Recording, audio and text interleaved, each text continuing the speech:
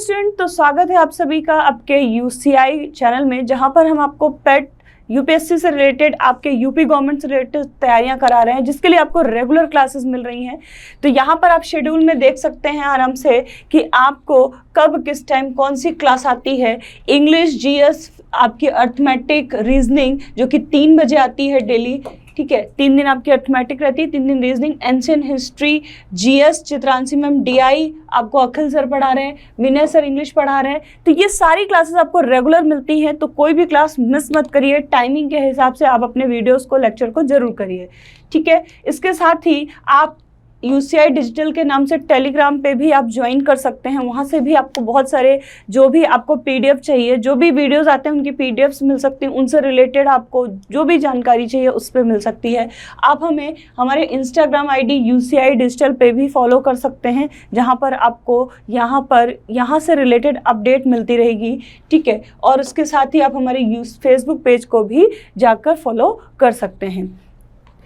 देखिए, अगर आपको हमारा ऑनलाइन कोर्स खरीदना है तो हमारी 2 ऐप हैं, काबिल और रेविंग्स के नाम से। यहाँ पर जाकर आप हमारा ऑनलाइन कोर्स भी परचेज कर सकते हैं। ऑनलाइन कोर्स में आपको हर तरह का कोर्स मिलेगा, डिफेंस से रिलेटेड, आपके यूपी एग्ज़ाम से रिलेटेड, पेट से रिलेटेड, जितने भी आपके एग्ज़ाम होते हैं सबसे रिलेटेड आपको ऑनलाइन कोर्सेज मिल जाएंगे।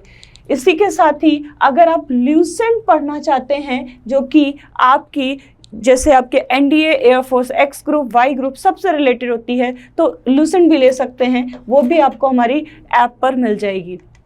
इसके साथ ही एनडीए का आपका अलग से पैकेज चल रहा है, जो कि आपका 6 मंथ का 3000 है और 1 ईयर का 5000 है, उसको भी आप ले सकते हैं। चलिए शुरू करते हैं आज आपके कोर्स क्वेश्चंस को।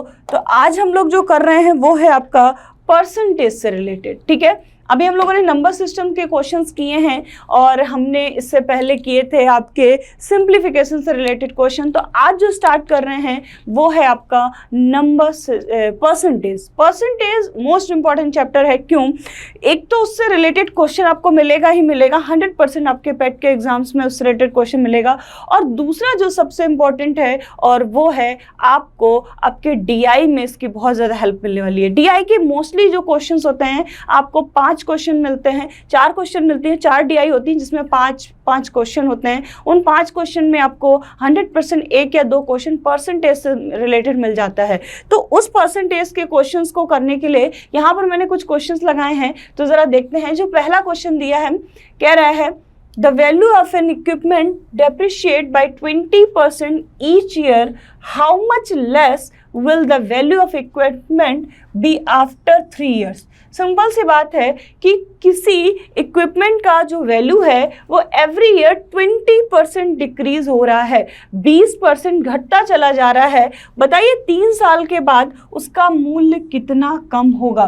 तो देखिए क्वेश्चन कई तरीके से होते हैं, ठीक है। ये अगर आप इसको ध्यान से देखें और जिसने SICI पढ़ रखी है वो उसके बेसिस पे इस क्वेश्चन को लगा सकता है, ठीक है। या आप मान कर सकते हैं कि वैल्यू ये थी और हमने इतना उसका घटा दिया, तो भी आप क्वेश्चन कर सकते हैं। नहीं तो सिंपल सा तरीका होता है कि कभी भी आपको प्रतिशत नजर आए तो क्वेश्चन प्रतिशत से सॉल्व करने की कोशिश करिएगा, प्रतिशत को तोड़ने की कोशिश करिएगा। जैसे कह रहा है 20%, अगर हम इस 20% को तोड़ लें तो 20% की वैल्यू आपको मालूम है 1/5 होती है, ठीक। और जब आपकी वैल्यू फ्रैक्शन में आ जाए तो आप समझ जाइए कि आपका क्वेश्चन और आसान हो गया। 1/5 का मतलब होता है कि जो नीचे की वैल्यू है वो टोटल रही होगी और उसका ये हिस्सा घट गया होगा। यानी कि हम मान लेते हैं कि पहले साल 5 रही होगी उसकी वैल्यू, और कहते हैं उसके पहले जो नेक्स्ट या प्रीवियस ईयर की बात की गई है उसमें वो क्या हो गया, 1 माइनस हो गया। तो अगर जब 1 माइनस हो गया तो हो कितना गया, 4, ठीक। नेक्स्ट ईयर क्या होगा, नेक्स्ट ईयर 5 का स्क्वायर हुआ होगा और जब घटी होगी तो 4 का स्क्वायर हो गया। इसने 3 साल की बात की तो हम 3 सालों का निकालेंगे। थर्ड ईयर में क्या होगा, 5 का क्यूब और 4 का क्यूब, यानी बेसिकली ये 125 रहा होगा और 20% हर साल घट रहा है। अब कितना हो गया है, 4 का क्यूब यानी कि 64। भैया 125 से वो 64 बन गया है, तो बताइए कितना प्रतिशत कम हुआ है। यहाँ पर एक वर्ड लिख गया कम हुआ है। अगर लिख कर आता कितना प्रतिशत है, ठीक, तो हम क्या करते कि 64/100 करके आंसर निकाल देते, लेकिन पहले लिख दिया कम है। तो याद रखिएगा, जब दो लोगों के बीच में कंपैरिजन आ जाए और आपसे कहने लगे कि कोई वैल्यू किसी से ज़्यादा है या कम है, ऐसा लिखकर आ जाए कि ये वैल्यू इससे अधिक है या कम है, फॉर एग्जाम्पल मोर, लेस, ठीक, इंक्रीज, डिक्रीज, प्रॉफिट, लॉस, ठीक है। एज वाले क्वेश्चन में भी ये लॉजिक चलता है, आपका कहता है कि कोई व्यक्ति आपसे 3 साल उम्र में बड़ा है या कोई पर्सन आपसे 3 साल उम्र में छोटा है, तो बड़ा छोटा इस तरह के कहीं पर भी आपको नजर आ जाए, इसका डायरेक्ट मतलब होता है कि आपसे उस क्वेश्चन में उन दोनों के डिफरेंस की बात की गई है, यानी कि अंतर की बात की गई है, बेसिकली अंतर की बात हो रही। तो बस यहां पर आपको समझना है, कह रहा है औजार का मूल्य कितना कम होगा, यानी दोनों के अंतर की बात की गई है, वो प्रतिशत पूछा गया है। अगर हम 125 और 64 का अंतर निकालें जो कि होता है 61, और कंपैरिजन किससे है, 3 प्रेजेंट टाइम के बाद से कंपैरिजन है जो पहले से बात की गई, यानी 125 से, तो 61/125 और प्रतिशत में बदलने के लिए 100 का गुणा कर देंगे, ये हो गया आपका 4, ये हो गया 5, यहाँ से करेंगे तो ये आपका आ जाएगा 48.8%, यानी कि वो औजार मूल्य में कितना कम हुआ है, 48.8%। क्वेश्चन आपका बहुत छोटा है, क्वेश्चन अगर आप चाहें तो आप इसको पढ़कर कर सकते हैं कि 20% घटता है, यानी 1/5 घटता है। 1/5 का सीधा सीधा मतलब है कि 5 में से 1 कम होता है, तो यानी क्या हो रहा है, पहले 5 रहा होगा, 1 कम हुआ यानी 4 हो गया है। 3 साल की बात की गई तो हमने क्या किया, बेसिकली हमने यहाँ पे 5 का 3 बार गुणा किया है और 4 का 3 बार गुणा किया है, ठीक। अगर आपसे 4 साल का है तो आप 4 बार यही प्रोसेस करिएगा, ठीक है। तो यानी पहले साल में 125 रहा होगा, हो कितना गया, 64। अंतर कह रहा कितना कम है, तो भैया अंतर हमने निकाल लिया जो कि 61 है, और किससे, फर्स्ट वाले से कंपेयर करना है, 61/125 × 100, बेसिकली 48.8% क्या है, कम है। तो ये बहुत ही अच्छा क्वेश्चन था, और इसके साथ ही आपने एक चीज और सीख ली कि कहीं पर भी दो लोगों के बीच में अधिक और कम की बात कर दी जाए, यानी उनके अंतर की बात की जा रही है। चलिए सेकंड क्वेश्चन देखेंगे। सेकंड क्वेश्चन क्या कह रहा है, grocery dealer cheats to the extend of 10%। ये क्वेश्चन बहुत ही इंपॉर्टेंट होते हैं, क्योंकि यहाँ पर हमें ये समझ में नहीं आता है कि अगर कोई पर्सन किसी को चीट कर रहा है तो किसके लिए वो बेनिफिट है और किसके लिए वो लॉस है। तो यहाँ पर क्या है, a grocery dealer cheat to the extent of 10% while buying as well as selling by using false weight. What is his increase in the profit percent? अगर आप क्वेश्चन ध्यान से पढ़ रहे हैं तो आपको समझ में आ रहा है कि दुकानदार ने खरीदते समय भी 10% का क्या ले लिया है, प्रॉफिट ले लिया है, और बेचते समय भी प्रॉफिट ले लिया है ना। इंग्लिश वाला अगर हम पढ़ रहे हैं तो कह रहा है चीट किया है, फॉल्स वेट का यूज किया है, यानी हमें ये समझ में आ रहा है कि दोनों जगह उसने क्या की है, धोखाधड़ी की है।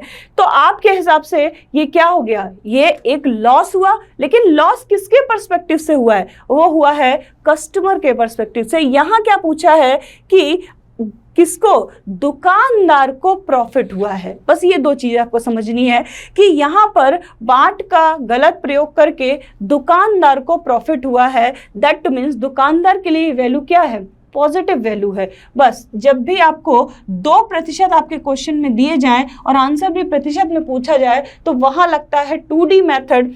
2D मेथड क्या होता है, जब हम दो वैल्यूज को जोड़ दें और उन दो ही वैल्यू को गुणा करके बट्टे में 100 कर दें। लेकिन इस पूरे 2D मेथड में साइन का बहुत बड़ा रोल होता है, पॉजिटिव निगेटिव साइन के साथ आंसर को लिखा जाता है। अगर कह रहा है कि दुकानदार के लिए बताना है तो उसको 10% का प्रॉफिट हुआ है, यानी पहली वैल्यू क्या है, +10। दूसरी बार कह रहा है बेचते समय भी 10% का लाभ हुआ है, लाभ मतलब यानी कि पैसा उसकी जेब में गया है, दैट मीन्स कि प्रॉफिट हुआ है, ठीक। तो ये भी वैल्यू क्या है, +10। अगर आपसे कहता कि उसको 10% का लॉस हुआ है या 10% उसके कम हो गए तो आप उसको निगेटिव लेते। तो हम क्या करेंगे, इस x और y की जगह दोनों +10 को रख देंगे। अगर कोई भी माइनस होता तो हम उसको माइनस के फॉर्म में यहाँ पर रखते। तो हम लिखेंगे यहाँ पर +10 + 10 + 10 × 10 अपॉन 100, क्योंकि सारा पॉजिटिव है तो सिंपल सी बात है आपका प्रॉफिट ही आएगा। तो हमने क्या किया, ये 0 0 कैंसिल हो गए, ये आपका हो गया 10 + 10 यानी 20 + 1 = 21%, यानी पूरे के पूरे लेन देन में दुकानदार को 21% का प्रॉफिट हुआ है। ये क्वेश्चन बदल सकता है अगर इस क्वेश्चन के साथ वो लिख दे कि कस्टमर को यानी ग्राहक को क्या हानि या लाभ क्या हुआ है, तो फिर आपको पर्सपेक्टिव बदलना पड़ेगा, फिर वहां पर ये माइनस में वैल्यू चली जाएगी। क्यों? क्योंकि अगर कोई धोखाधड़ी करके आपको सामान कम दे रहा है यानी आपका लॉस हो रहा है, लेकिन सामने वाले का प्रॉफिट हो रहा है। तो क्वेश्चन की लैंग्वेज को बहुत अच्छे से समझिएगा। नेक्स्ट देखते हैं क्वेश्चन नंबर थर्ड नंबर क्या कह रहा है, कमल के पास कुछ सेब हैं, उसने जितने खाए उससे 40% अधिक बेचे, बताएं यदि उसने 70 बेचे तो कितने सेब खाए। बहुत बेसिक सा क्वेश्चन है, लेकिन इस क्वेश्चन को कई तरीके से कर सकते हैं आप, एक्स माने वाई माने बहुत तरीके से करेंगे, लेकिन यहाँ सिंपल सा आप लॉजिक ये देखिए कि यहाँ पर उसने बेचा कितना है, 40% अधिक, ठीक, और साथ में एक्चुअल वैल्यू भी दे रहा है बेचने की, कितनी दे रहा है, 70। तो बस यहीं से आपका क्वेश्चन सॉल्व हो गया कि प्रतिशत में कभी भी अगर परसेंटेज की वैल्यू अधिक आ जाए इसका मतलब होता है कि आपको वो वैल्यू 100 में जोड़ देनी है, और अगर कम आ जाए, क्या है 20% कम है, तो आप 100 से उसको घटा दीजिए। ये लॉजिक चलता है यहाँ पर प्रतिशत के फॉर्म में। कह रहा है 40% अधिक बेचे हैं, कब, जितने खाए हैं। तो हमें नहीं मालूम कितने खाए, हमने मान लिया कि खाए होंगे उसने 100%, ठीक है, हमने 100% लेकर चलते हैं।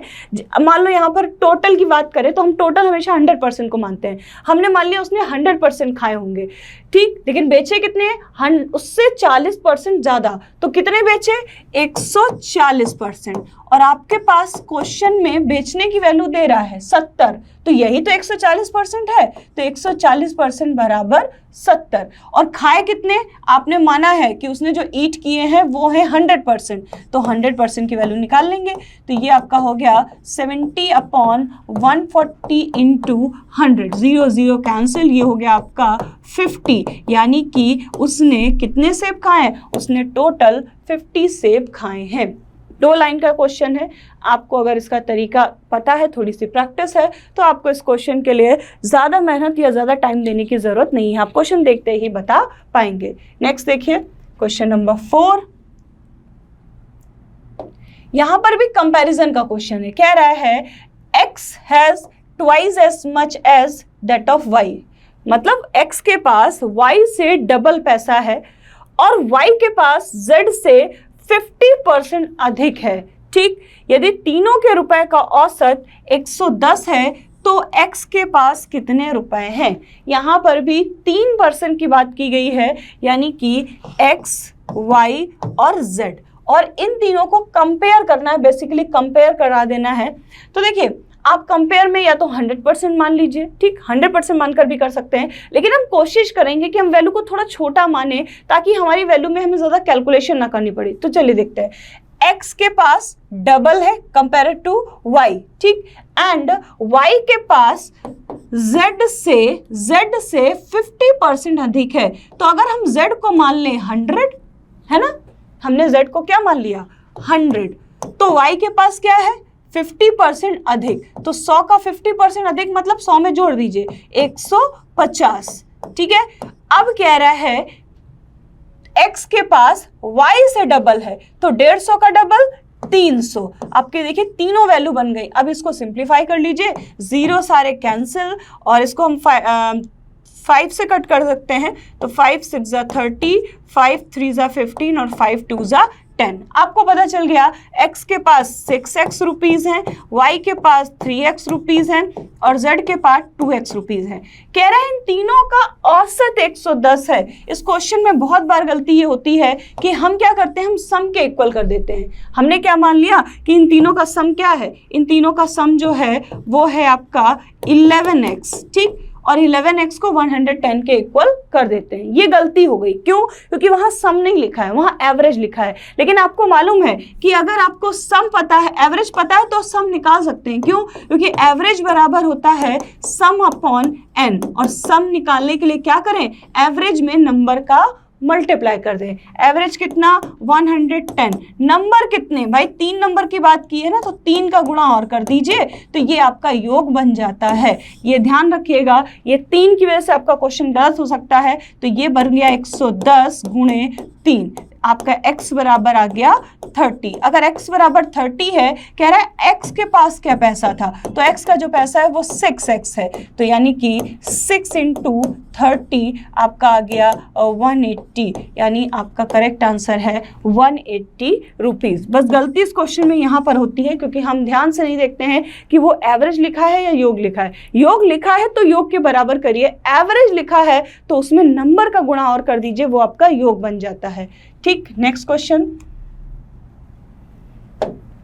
देखिए। क्वेश्चन कह रहा है if the duty on an article is reduced by 40% of its present rate, how much % is consumption increase in order that the revenue remains unaltered। यानी कि आप अपने वर्तमान मूल्य में 40% अगर कम भी कर दें, फिर भी आपका जो खर्च है, जो खपत है, और उसे कितना बढ़ा दें ताकि उसके जो मान है उस पर कोई फर्क ना पड़े। तो ऐसे ढेरों क्वेश्चन आपने किए होंगे अगर पुराने वीडियोस देखे हैं, कि अगर कभी भी क्वेश्चन में आपको प्रतिशत का एक वैल्यू नजर आए, ठीक है, प्रतिशत की एक वैल्यू नजर आए और उसका उल्टा पूछे, जैसे कि कम दिया है ना, और क्या पूछ रहा है, बढ़ाने की बात कर रहा है। ठीक, हो सकता है बढ़ाने की वैल्यू को बढ़ा दे और आपसे कम पूछ ले, तो इसमें सिर्फ और सिर्फ आपको इस पर ध्यान देना है कि वैल्यू क्या है और साथ में क्या लिखा है। कह रहा है 40% कम है, तो हमने क्या किया, 40 लिखा।